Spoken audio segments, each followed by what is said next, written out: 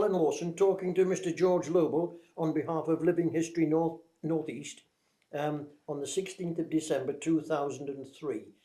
Mr. Lobel, could you tell me first of all what your date of birth was and where you were born? 25th of January 1926. I was born in a place called Bamberg, which is in Bavaria, Germany. It's about 30 miles north of Nuremberg and about 60 or 80 miles north of Munich. And had you any brothers and sisters? Yes, two brothers. I was the youngest. Our eldest brother is still alive. He lives in Minneapolis in North America, but our middle brother died of multiple sclerosis about 40 years ago. Mm. Could you tell us a little bit about your school days in Germany? You know, your early school days. Yes, well, in Germany you start school when you are 6. So I went to an elementary school, which was about half an hour's walk from where we lived. We lived in a suburb, well, we lived in a place called Park Lane, actually, on the way to the park. And they had to go right through town, along the river, to an elementary school. I went there till I was 11. And then I got into the local grammar school, which was quite a bit nearer to our home. And I was only there about 2 years, because then the Crystal Night happened on the 9th of November 1938, and then we were excluded from school for our own protection. Could you just mention a little bit about Crystal Night? What exactly happened on that particular time? Well, on the 10th of November, which was, the day after the night, my eldest brother, who was at the time engineering apprentice in our father's factory, was going to work about 6:30 in the morning. And he went out of the house, he came back into the house, and he said, I can see smoke coming from the synagogue, which was, not all that far from our home. So we went into the loft of our house. We lived in an apartment. We lived on the ground floor, somebody else lived on the first floor, and there was a big loft. And from the window there we could actually see that the synagogue was burning. And when we looked out of the windows, we could also see that some other Jews were being walked down the street with a policeman and a Nazi, probably a brown shirt. So we knew something was up. And then I assume, but I really can't remember, that they listened to the radio. And the radio said that because some Jew had killed some diplomat in Paris, it was a spontaneous uprising of the German people to set alight 200 synagogues the same night. Mm-hmm. Yes. And of course, they burned all the synagogues. They arrested all the people, all the men over about 16 or 18 years of age, and they took them to prison. Of course, they hadn't done anything. Their crime was that they were Jews. Mm-hmm. So a trumped up thing. That's right. I mean, my father knew the chief of police very well, because he was at school with him. So at 2 o'clock in the morning, the chief of police came into my father's prison cell and said, look, I've known you for many years. I'll let you get out of here. Go home. Go by all the back lanes you can possibly think of, because if you get beaten up in the street, I can't protect you. So that proved to us that from then on, Germany was a lawless country as far as Jews were concerned. I mean, we were beaten up and stoned by kids in the street on our way home from school. And of course, nobody lifted a finger, people just walked around. And as far as you were concerned, did this really come to a head after Kristallnacht? It was... Well, yes, that's when it really got bad. Yes, Don't forget, the Kristallnacht wasn't in 1938. Yes. Hitler started up in 1933. In Bamberg, as far as I can remember, things really started to happen about 1935. You know, there was a boycott of Jewish shops. They painted Jew and swastikas on the Jewish shops. An uncle of mine had just qualified as a lawyer. He couldn't get a job anywhere, not a Christian or German firm. So my father took him into the business. People who were in official jobs, like school teachers or civil servants or something, they were sacked. And of course there was no compensation because we were Jews. So not only were the Jews, you know, life was made very difficult for them. You couldn't earn a living. You couldn't get a job. You were, of course, excluded from restaurants, shops, parks, swimming pools, theaters, cafes, and they all had signs on. You know, Jews not welcome. So you couldn't go to that. So what the Jews did in Bamberg then, they bought an old pub with a garden, and they made that their own entertainment center. And it had, you know, they built a sports hall, and we had a garden. We kids, you know, we did running and jumping, and the adults had a place to meet and chat. And that was probably a bad thing, because in about 1941, they made that into the ghetto. So all the Jews who were still left in the town, like both my grandmothers, were then marched into that place, and they had to make the best of it as they could. I mean, there were lots of people in there, crammed in, you know, a cafe, a restaurant, a library, a sports hall. They just had to make the best of it. And of course, the war being on in Germany and Jews not getting any ration cards, it was very hard for them to feed themselves. Now, my grandmother had a young maid.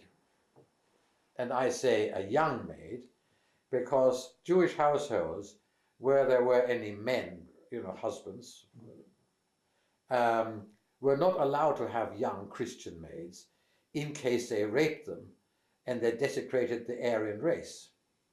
So our maids were all over 45 years old, on the premise that nobody would rape a 45-year-old woman. And so my grandmother had this 19-year-old girl who was a poor farmer's daughter from the country. And she looked after my grandmother while she was, you know, her maid. And then when she was in the ghetto, she occasionally threw some food over the wall for her, which means she risked her life by doing so.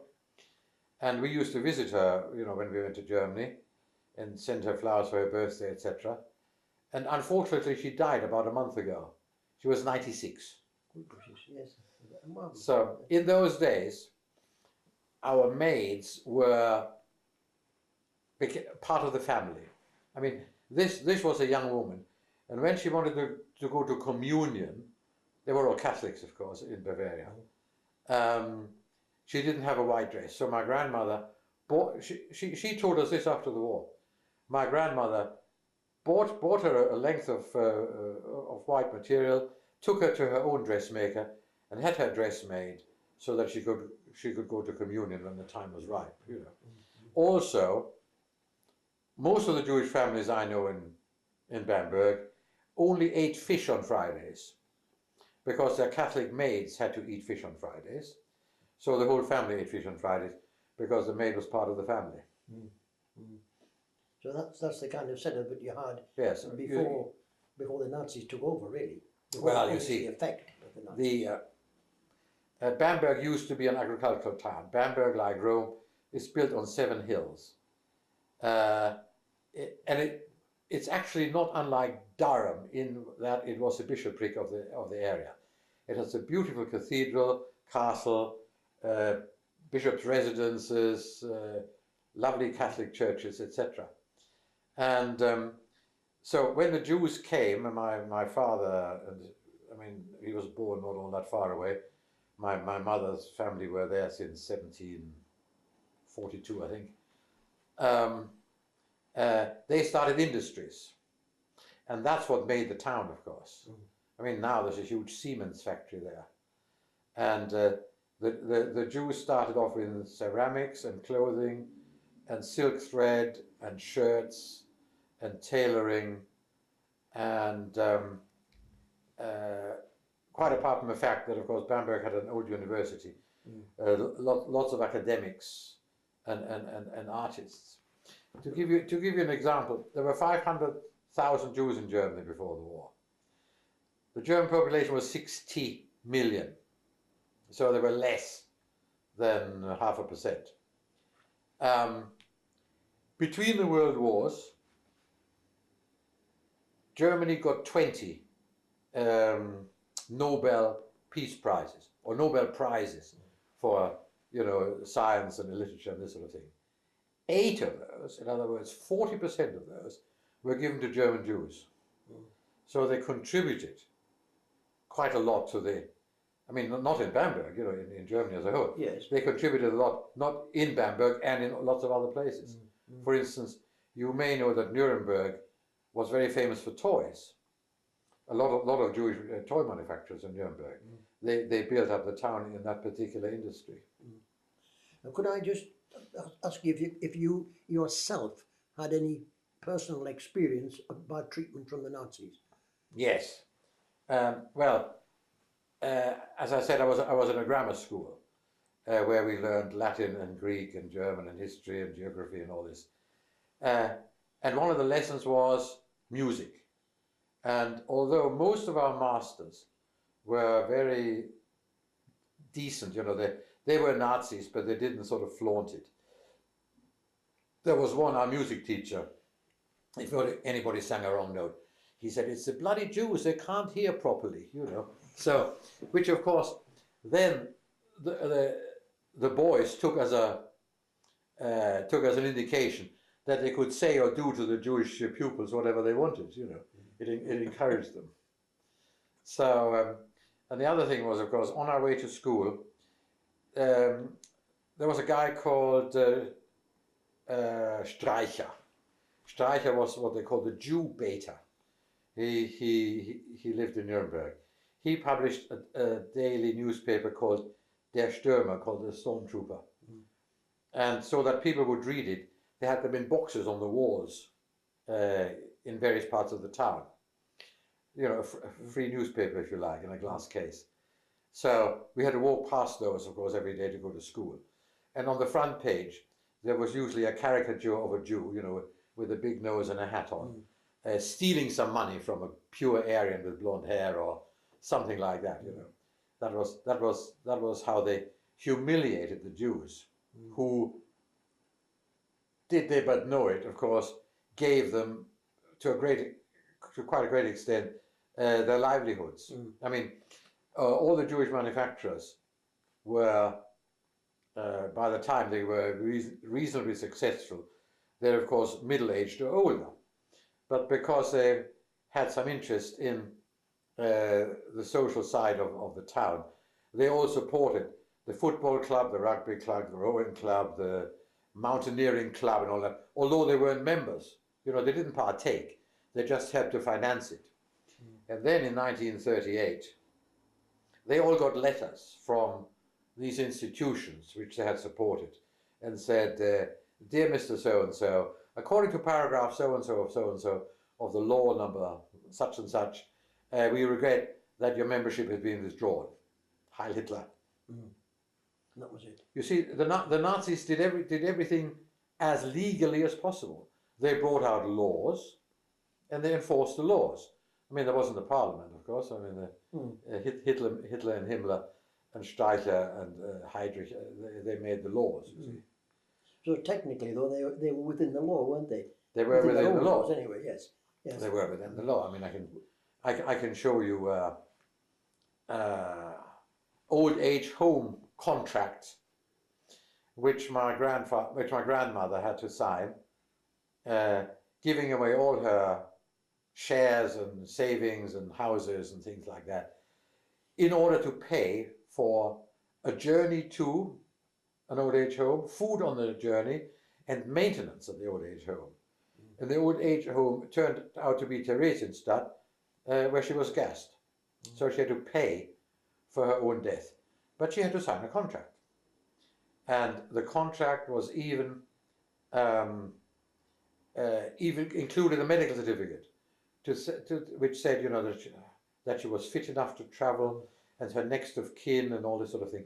But of course, the next of kin were never informed. No. I mean, I remember my parents trying to send Red Cross messages to Germany, through the Red Cross, and you hardly ever got an answer. And at the end of the war, we got a message which said, you know, your relatives have been murdered and there's no trace. Because Theresienstadt was in fact a concentration camp, wasn't it, really? That's right, yes. But they did set it up, the Nazis, I seem to remember, as a sort of a showpiece, didn't they? The Theresienstadt. They did have their own orchestra and that kind of thing. Well, they did that. They did that with most camps, because of course they tried to keep on the right side of the international community. And when the Red Cross representatives came to have a look, you're quite right. You know, they had children playing and they had orchestras playing and this sort of thing. It's just like in Berlin. You know, in Berlin, they held the Olympics in Berlin in 1936. Well, all the signs that said Jews not permitted in this restaurant, Jews not permitted on the park benches, they were removed because when the foreign visitors came, there was no sign of anti-Semitism in Berlin at all. No, they were crafty, weren't they? Very. But of course, I know Theresienstadt, in fact, they did, as your grandmother was executed there, wasn't she? Both my grandmothers. Both your grandmothers. And yes. If those who survived, I seem to remember, a lot went to Auschwitz, didn't they, from yes. Theresienstadt? Eve's, my wife's grandfather, actually survived. He was ill. He was in a hospital, and my wife's parents actually emigrated from Düsseldorf to Holland, but of course it wasn't far enough, and they were caught in Holland. Not my wife and her parents, but her grandfather and some uncles of hers, and the uncles all died. This is the sad thing. The sons died and the father survived, and he was a very wealthy man in Holland, and he came back a skeleton in his striped suit, and the soup spoon he had to eat with, that was the equipment they needed. I have the soup spoon. Have you really? Yes. Marvellous. That's what he survived on. Otherwise he wouldn't have been able to eat his soup. You know, the watery soup and the brown bread that they got. Can I just move you on a little bit now, Mr. Lobel? You know, when you were a boy and after Kristallnacht, how did it come about that your parents decided to move out of Germany? Can you tell me about that? Yes, well, process. Of course, you know that German Jews were very assimilated. I mean, German Jews thought of themselves as Germans who happened to be Jewish. So my father and his three brothers were all officers in the German army in the First World War. They all had iron crosses, and they all survived, except one uncle who lost an eye in the First World War. He had a glass eye for the rest of his life. And so they didn't take Hitler very seriously, you see, until the Kristallnacht. And then they thought, well, you know, we better get out of here. So what they did was, my eldest brother, who was then 17 and an apprentice, he was sent to America. My middle brother was sent to a school in Deal near Dover in Kent, and I was sent to a family in the East End of London. Now, when I say sent, of course, you couldn't just get out of Germany, and you couldn't just get into any other country unless you had a visa. And your visa either meant that you had a guarantor, which means somebody who would guarantee for your upkeep, so you wouldn't fall, you know, on the public funds, or you had a job in an occupation where there was a shortage. Now, I know dozens of doctors, lawyers, and academics who came, and their wives, who came to England as butlers and housemaids, because that was the only occupation for which there was a shortage in this country. Otherwise, there were thousands of unemployed. We'll come to that when my father opened the factory here. So, if you wanted to go to America, you went to the nearest American consulate and you got your immigration number. And you came home with a piece of paper with your number on it. The number was, say, 10,000. You said, oh, I'm going to America, I'm going to America. I've got a number, 10,000, yes. But they only allow 2,000 a year in. So, well, I don't know the figures, but, you know, as an example. So it might take you 5 years to get into America. And in England, it was the same. Every country had a quota. I mean, for instance, both my grandmothers, who were killed, unfortunately, got visas to Cuba in 1941. Now, Cuba in 1941 was like going to the moon. You know, nobody had ever been to Cuba, hardly anybody knew. But, you know, any port in a storm. So unfortunately, they didn't make it. We were allowed into England because my father and my uncle undertook to open a factory and employ British people. Now, in 1938-39, there was very high unemployment, both in the northeast of England and in North Wales, a place called Pontypridd. So there they opened the Tree Forest Trading Estate, and here they opened the Team Valley Trading Estate. And they built shell factories, and because this area was only work for men, you know, coal, steel, shipbuilding, engineering. So there was no work for women. So they asked a lot of British manufacturers from the south to come to the north, and nobody came because, you know, it was north of Luton and nobody really knew anything. But when the refugees started applying here, they said, oh, goody, you know, these people will do it. So we had a choice of going either to Tree Forest or to Team Valley. So they chose Team Valley because before the war, they exported a lot of their products to Scandinavia. And they decided to make the same products here again. So both my father and my uncle and our families were allowed to come into this country on the promise of opening a factory, employing British people, and producing a balance sheet within 12 months.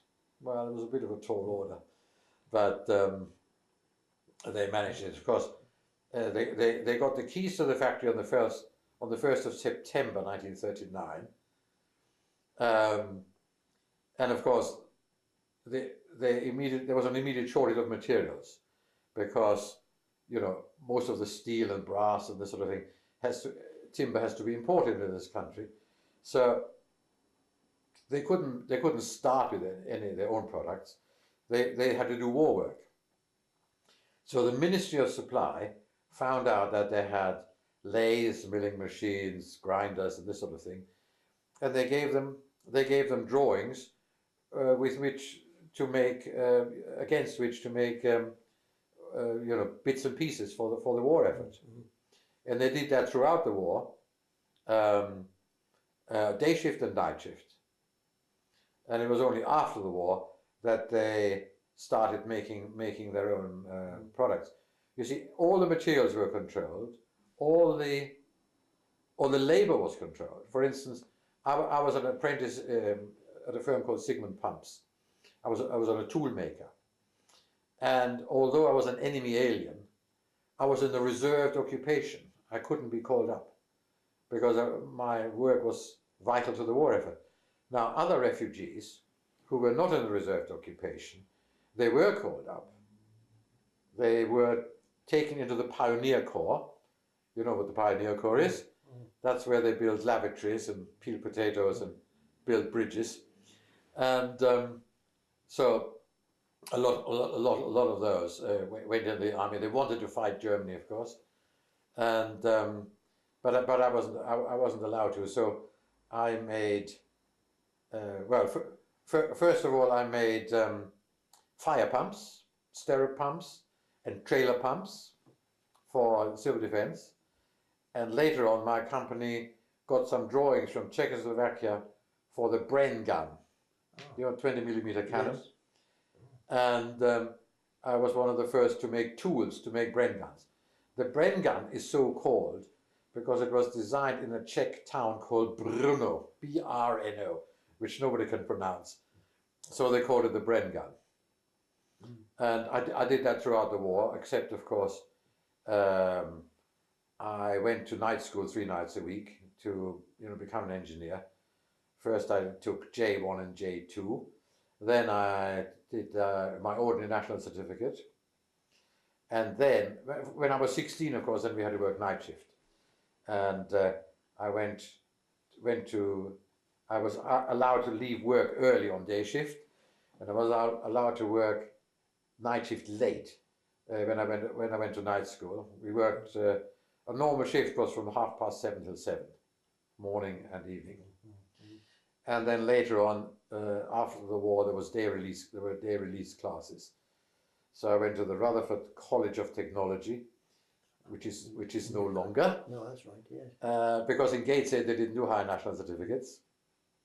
And then I went to the Regent Street Poly Technic in London, where I did my higher national and additional courses to become a chartered mechanical engineer. I worked for the same company for 11 years, actually. You really? Could I just take you back a little bit? Because I was just intrigued by the fact that you arrived in England in March 1939, wasn't it? Yes. At that time, getting out of Germany, once you got your visa, was it relatively easy, or were you smuggled out? Or? No. Once you had paid your dues, they were quite happy to get rid of you. Now, I remember my father got a letter from the English family, you see, that they would look after me.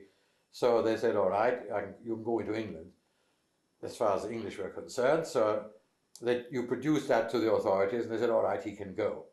Now, what is he going to take with him? I was a 12-year-old boy at the time. And said, well, he'll carry the suitcase he can carry. See? So I know I had a blue fiber suitcase. And then a customs man came to check what was put in the suitcase. The suitcase then had a metal seal put on it, and I was allowed to take it out of the country. And for that, Right, well, we apologise first of all because we had a break in recording due to technical difficulties. Right. But we'll pick up from where we left off, Mr. Lobel, if that's all right with you. Could we just go back to the time when you left Germany? Could you tell us a little bit about that, please? Yes, well, they didn't allow adults to leave the country until they had stripped them of all their assets. Excuse me. But you could take some things with you, provided they were within their own rules and regulations. Now, of course, my parents had to hand in pictures and silver and things like that. But they could actually take out with them what in those days was called a lift van, which nowadays you would call a container. And a customs man came on the appointed day, and he would check everything that went into the lift. And when the lift was full, he put some lead seals on it, and then it could cross the border. But of course, there was a list, it was all valued, and you had to pay a proportion, I don't know what it was, to allow you to take your own goods out of the country. And in my case, I had a suitcase. I was 12 years old. I suppose I was average size and build. And I had a suitcase which I could carry. It was a blue fiber suitcase. And for my clothes in that suitcase, my father had to pay 539 D-marks, I remember that. That was about 1 week's salary for a managing director. Because I remember my father's salary was 2,000 marks a month. And when the Nazis got round to it so that people couldn't accumulate money and take it out of the country, they blocked his bank account, and he could only draw 2,000 marks a month. And if he had any extra bills, like a joiner or a decorator or a tailor or something, he would have to send the bill to the Gestapo, and the Gestapo would allow the bank to pay the supplier direct. Yeah. So I had my suitcase. good place. I my parents had arranged for me to meet some distant relatives of ours who lived in Würzburg, which isn't all that far away, along the River Main, going west. And so they handed me over to this family then, who then took me by train to the Hook of Holland, to Harwich, to London, where they handed me over to their family in the east end of London, with whom I was to stay until my parents also arrived in England. Of course, we didn't know whether my parents were going to arrive in England, because, you know, Germany was a lawless country at the time, and they could have been beaten to death in the street. Nobody ever knew. Or some petty official could have said, no, I don't like this paperwork, or whatever. Mm. So, firstly, of course, on the train, you know, you had my passport with my photograph with my red J on it, so that everybody knew I was Jewish. The middle name of Israel added to the passport. And of course, in Germany, we were checked all the time by police, Nazis, railway guards. So you were on tenterhooks until you were actually across the border. Well, as a matter of fact, we were on tenterhooks from the 9th of November until I left Germany on the 7th of March. Because during that time, of course, I couldn't go to school. We went out as little as possible. We couldn't go to the park, we couldn't go anywhere. So we just kept a low profile, kept at home, and never knew whatever time of day or night the doorbell would ring, the telephone would ring, somebody would break your window and beat you up. Yes. So really, unless you've gone through that, no one can have any conception at all of what it was like. You can't. You just can't, can you? Because until that, you know, say about 1937, the family was a well-respected manufacturer in the town. My parents were well known. I had lots of friends at school. And more or less, although Nazism came gradually, as you know, but more or less, with Kristallnacht, everything changed dramatically. Jews had no rights. They were just demeaned whenever possible. You weren't allowed to sit on a park bench. When a Nazi came, you had to walk off the pavement. You know, you just... That Kristallnacht was well orchestrated, wasn't it? Because it happened all over at the same time, didn't it? It wasn't just in one place. 200 synagogues were burnt simultaneously all over Germany at the time. Now, when I was in Germany about 5 or 6 years ago, we went to a little town where some relatives of mine came from. And the people there very proudly showed us the memorial. And the memorial said, in German of course, "This is the site where the synagogue of such and such a town used to be. It was burnt down by activists from out of town." So they didn't even have the courage to admit that they did it themselves. Themselves, yes. Dreadful. So anyway, you got to this country, and you had presumably this worry in case your parents didn't follow you. Absolutely. How long afterwards did they arrive? Well, I was handed over to these people in London, who took me to their home. I think I described the home in the east end of London. Yes. And then, of course, it was a matter of waiting for mail.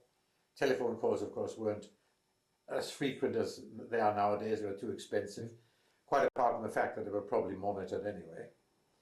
So I came on the 7th of March. My parents came, I think, about the 15th of May. So I had sort of 3 months, you know, on tenterhooks. And of course my brothers as well, because our middle brother was then a motor mechanic in Deal, near Dover. And our eldest brother was working as an apprentice toolmaker in New York. So there were 3 of us without parents, if you like, until such time as they finally made it. Yes, dreadful. And yes. How did your parents, how did they manage to get out then? Well, my father and my uncle had this factory making electric lighting fittings and accessories, employing about 200 people. And one day one day a competitor came and said, listen, Mr. Lobel, I know you have to sell your factory. He said, of course, I'm not really a member of the Nazi party, said he, showing his swastika under his lapel. Mm. I know it's worth so much. I'll give you half. So, of course, my father had no choice to say, yes, thank you very much, because otherwise he couldn't get out of the country. Mm. And he also knew, of course, that whatever he would get would be taken away from him by the Nazis before he left the country. You know, there was something called Judensteuer, that's Jew tax, and there was something called Reichsfluchtsteuer, means state immigration or flight tax. Mm. So whatever they had, they just send them a bill for this, that, and the other. I've got invoices for this still. And when they had no money left, they said, all right, you can go now. And then they got their passport with an extra name on, you know, Israel for men, Sarah for women, and the red J in. So the Swiss could tell whether they were Jews or not. Yes, yes, yes. So they obviously got out. And then so they got out in May. They landed in Dover, where we had friends who had a school, where my eldest brother was before the war. And they then had a fortnight's holiday in a small hotel in Dover to chill out after, you know, 9 months of horror and fright and calamity, you know, and uncertainty. Mm. And then my father came to London, and then they rented a small flat in Swiss Cottage, where all the refugees lived for some reason. So there was a story, you know, during the war in Swiss Cottage, if you were an Englishman, you needed a passport because there were so many Germans and other foreigners lived there. Oh, I didn't know that. So, and then he rented a small office in Ropemaker Street in the city of London, and that's where they started to organize the factory. The factory, the rent, the contracts. They formed a limited company, of course, and they bought second-hand machinery because they didn't have any money for decent machinery. They bought milling machines, grinders, lathes, capstans, all belt-driven, you know, from a counter shaft. Yes. Because that was the way things were at the time. Mm. And of course they were cheap because they didn't have much money. Mm. And then when they had that organized, they actually came to Gateshead. Well, they were also taken to Tree Forest, of course, to see whether they wanted to open a factory in South Wales. In South Wales. Mm. But they didn't. They wanted to come to Team Valley. So they got the key, and the machinery gradually arrived, and they were starting to make odds and ends because there wasn't very much time, from, say, October 1939. And in May 1940, 10th or 12th of May, of course, all adult Germans were interned. So, you know, my father, my uncle, my brother, my cousin, and a German engineer, Jewish engineer, whom they rescued from the Dachau concentration camp, who were running this factory, they were all interned one Sunday. So on Monday morning, there was nobody in the factory. There was the English foreman, there were probably a couple of office girls, no money, of course, and my mother, who knew nothing about business, and me, who was 12 years old. They had no inkling that this was going to happen. They just came, did they? They just came. But of course, I must say, compared to the German police, they were absolutely charming. You know, they said, "We're terribly sorry, Mr. Lobel. Finish your breakfast. Take your time. We have to arrest you now. You know, take you away. Don't worry. Pack your suitcase. You'll be away for a little while. You know, yes. In German, when you bloody pig, scruff of the neck, out of here. You know. Yes, yes, yes. I mean, my daughter's father-in-law, who also came from Germany, he saw his mother dragged down the street by her hair. And there were similarly, you know, respectable business people in a small town. Why did it happen at that particular time that they interned them then? I mean, what was the thinking behind this? Well, the internment was that there was a threat of invasion. You know, Hitler made huge progress across Europe. Oh. They went round the Maginot Line, which they thought was impregnable, and they thought it would be an invasion. And of course, the government thought, quite wrongly of course, that a lot of the refugees would be Nazi sympathizers and would help the Germans. I mean, that's why we weren't allowed to have a radio, we weren't allowed to have a bicycle, in case we helped fifth columnists, you see. Yes. Fifth columnists were spies, by the way. Yes. So they thought, oh well, we better make sure that these people don't help in invasion. So they turned all the males over 16 in the provinces. In London, they interned everybody. I mean, my wife was then about 10, and her brother was about 8, and their mother was 40 odd. They interned them all, and they were all taken to the Isle of Man. And of course, you can imagine, we all hated the Germans, and we were treated as Germans. You know, people said to us, I mean, for instance, a friend of mine told me that they interned a lot of Jews who were very orthodox with beards and things, you see. And when they were marched, in those days there were no buses or trams for internees.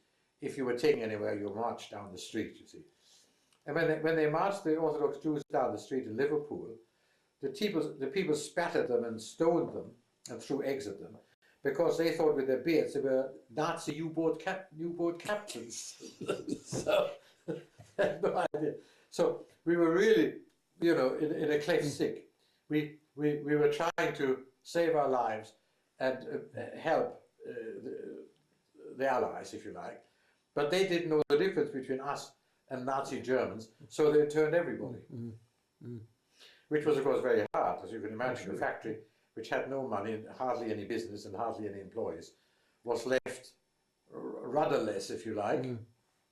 So then, one of the people who lent my father and my uncle some money had a son who he installed there as a clerk, and he more or less ran the business, such as it was. I mean, it didn't do it. They hadn't many products or anything. I don't know what they were making at the time. But soon, of course, the government went around all the factories and found out what machines they had, and then gave them war work accordingly. And we worked day and night shift throughout the war for the government, Ministry of Supply. How long did the internment last, actually? My father was interned, I think, from May to September. My uncle was interned about a year. But my father was fairly fortunate in that respect, because the father of the man who lent the company money and put their son in as a clerk, they then started billing the company for various work they did, you know, for their time. Of course, the company didn't have a car, so every time this man went to the post office, he charged mileage and things like that. Yes. Which is fair enough. Anyhow, so, but the aliens officer, who was a police inspector in Gateshead, he was not only in charge of the aliens, but he was also in charge of their factories. So when he realized that this man was charging the factory, of course they were all IOUs, I mean they had no money, you see. He was overcharging this company. He was actually instrumental in helping my father to get out of internment. Now, that, in my opinion, can only happen in England, because here was an enemy alien, a German, interned, being fleeced by an Englishman during a war between England and Germany, and an English police inspector helps the German to get out of internment so he can run his business. That couldn't happen anywhere else. I'm sure he couldn't. No, that's marvellous. Now, you yourself, of course, were still a boy. So we know you're 12-year-old, coming up to 13. Yes. What happened to you yourself in this country? Well, when I first came here, I went to live with this rather impoverished Jewish family in the East End of London. And after I was there for 3 weeks, the truant officer came and said, you know, where's this boy? He has to go to school. Of course, I didn't speak any English, but he said that's none of his business. He's got to go to school. But fortunately, there was a teacher there who spoke a little German, because I didn't speak any English. And so he helped me along. Mind you, he beat me with a cane occasionally as well. Really? But don't think it did me any harm. How did the other lads treat you, since you couldn't speak English? Very well, because I was a curiosity, you see. Ah. And young boys are always curious. You know, what do you eat and where do you come from and what toys do you have? And yes. this sort of thing. Mm-hmm. So, but I did learn English because this family took me to the cinema 3 times a week. Poor as they were, they had a corner shop, and they took me to the cinema. And that's really where I learned English, because their grandmother was Russian and she only spoke Russian and Yiddish, which I don't. Their parents spoke with a very Russian accent, and only the daughters, who were the children, of course, born in this country, who were out all day. I mean, they spoke proper English. So I was there till my parents came in about during the summer of 1939. I then went to live with them in Swiss Cottage. Right. And then in September 1939, of course, I had to go to local school, which was St. Paul's Parochial School in Swiss Cottage. It isn't there now. They built a block of flats on it. Church school, was it, or State school? State school. Just a state school. And I was there from, well, I suppose July until September 1939, when the war started. Then, of course, I was evacuated from there to a place called Abbots Langley in Hertfordshire, near King's Langley. And I think I've told you this, we were marched down the street and moved into houses. And we shared the school with the village school. So one week we had the school in the morning and they did nature walks in the afternoon, or gym. And the following week it was the other way about. So I really only had a half education, you see, if any.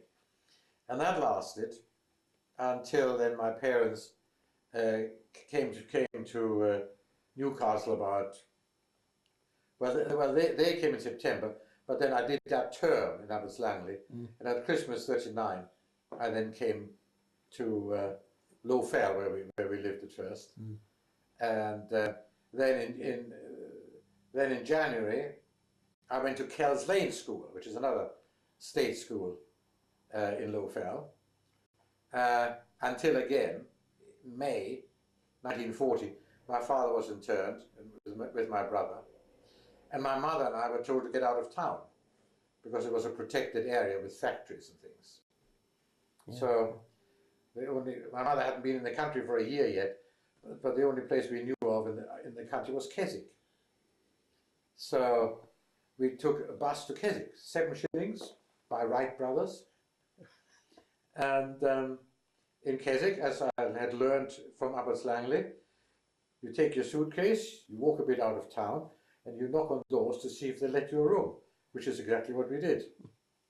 But of course my mother had no money, because what little money we had was in the factory. So we needed work. There were no benefits in those days, by the way. No. There was no unemployment, no hardship, no dole, no nothing for refugees. So my mother took a job got a job as a cleaner in a school. In those days, mops were not considered hygienic. You had to do it on your knees. You know, you had to scrub the floors on your knees. So she did that morning and evenings, and I got a job as a farmer's boy for 5 shillings a week, 60 hours, which I loved. And that lasted, as I say, from May 40 to September 40, till my father, he had to go in front of a tribunal, you know, to say, you know, that he was Jewish and he was kicked out of Germany and that he wasn't an enemy of the country, etc. Then he was allowed out of internment, and then my brother came quite a few months later, and my mother and I then went back to Lobel, and then I went to Kells Lane School for another term till Christmas 1939. And in January 39, excuse me, I must have a drink. Can you stop in a minute? I mean, you're right.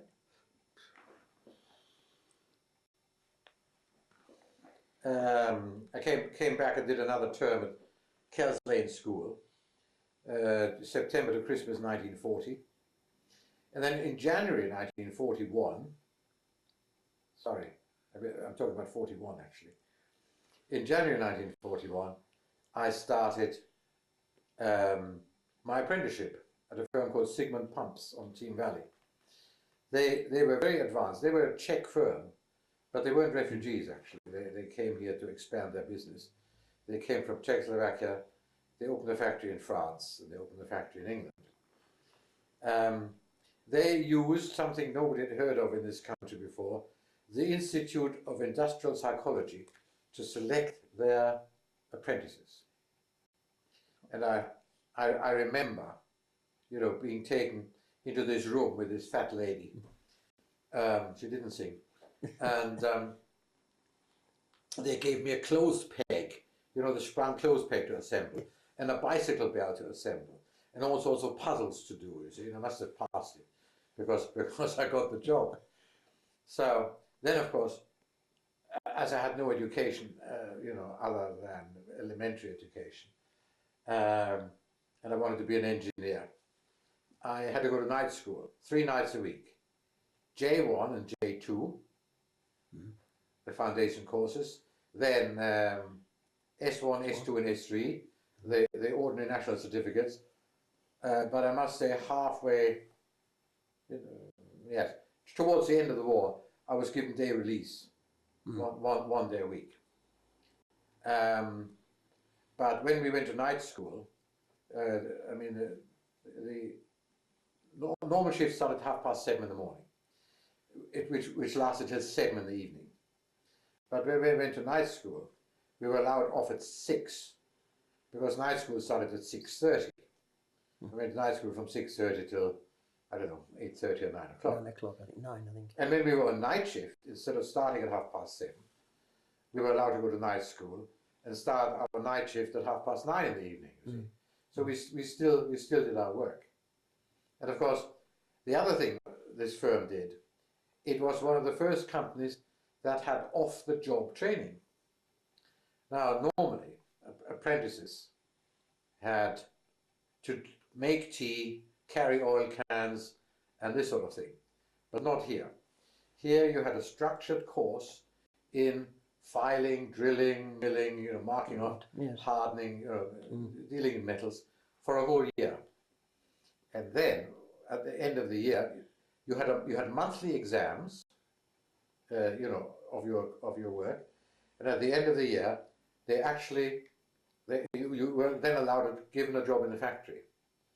And to begin with, of course, it was fairly rough work, you know, like filing castings or something like that. And later on, I got in the tool room because the company was making fire trailer pumps and stirrup pumps for the war effort. And about halfway through the war, they got the drawings for the Bren gun, you know, the 20 millimeter cannon. And I had to make the first tools for those before they actually formed a separate company, the Bren Manufacturing Company. And that was also day and night shift. I mean, I worked all through the war, day and night shift. And then, of course, you may remember that during the war there was food rationing. And so it was a big help. If you're working those shifts, the factories had a canteen where they were given food. So every day, Monday to Thursday, we had pie and chips. And Friday we got fish and chips. That was a treat of the week. But of course without food coupons. That was a saving. Absolutely. Absolutely, yeah. And of course in those days we worked 5.5 days. You know, and mostly we worked all day Saturday, but they usually had Sunday off. And the other thing, of course, is you had 1 week's holiday per year. And the week was race week. The last full week in June. And they had the they used to have the racing, of course, then, didn't they? But they wouldn't have during the war. No. There'd be no racing then. No, I remember. There's no Northumberland plate. No, Northumberland plate. That's right. Did you have any experience yourself with air raids, for instance? With air raids? Did you have any? No, I didn't have any experience with air raids because I left London the day war started, and in Newcastle there was very little bombing. You know, there were a few bombs in Newcastle on the station, and also in Sunderland. But I never had the experience of an air raid. Well, could I just move you on now, if I may, Mr. Lobel? Because what I'm wondering is, now after all your experiences in Germany in particular, and no doubt still the same sort of things going on, why do you personally think that the Jews have been persecuted in this way? Well, there's a theory about this. I know somebody who gave a series of lectures at Newcastle University a few years ago, which was entitled The Holocaust, 2,000 Years in the Making. And you know what happened 2,000 years ago? The Jews were accused of crucifying Jesus. The Jews were accused of the blood libel. The Jews were accused of this. And it's just been progressively developed over the centuries.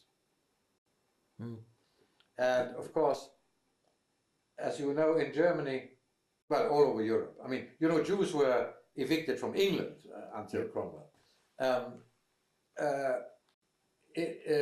Jews were kept out of the guilds, you know, the crafts guilds and things like that. So all they could do to earn a living was to either lend money or trade. They weren't allowed to be craftsmen. Then, of course, that got them in a lot of trouble because, you know, in Germany, all over Europe, there were lots of little dukedoms.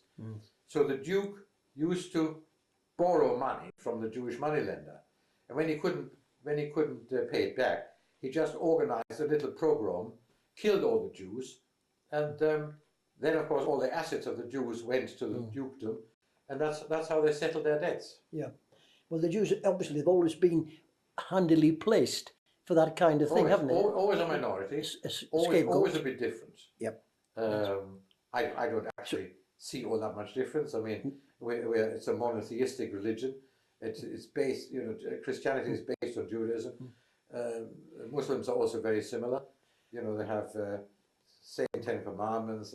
We have the same Psalms. The Muslims have the same circumcision. Yeah. I don't know what all the fuss is about. No, you know? I don't know why people don't get on. So really, I suppose it's really part of human nature, isn't it? This is the fact that we do this anyway to the Jews or whoever. Somebody else is always a scapegoat. Yes. And Hitler, of course, had a great opportunity because Jews were doing well in Germany. They were still a minority, you know, 500,000 and 60 million, and they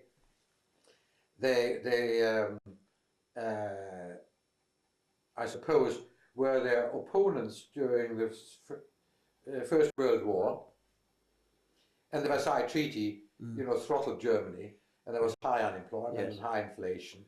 So I'm afraid that was a very good scapegoat. Well, I'll have to draw it to a close there, Mr. Lobel. Well, thank you very much indeed for your time, and it's been wonderful listening to you. Thank you very much indeed.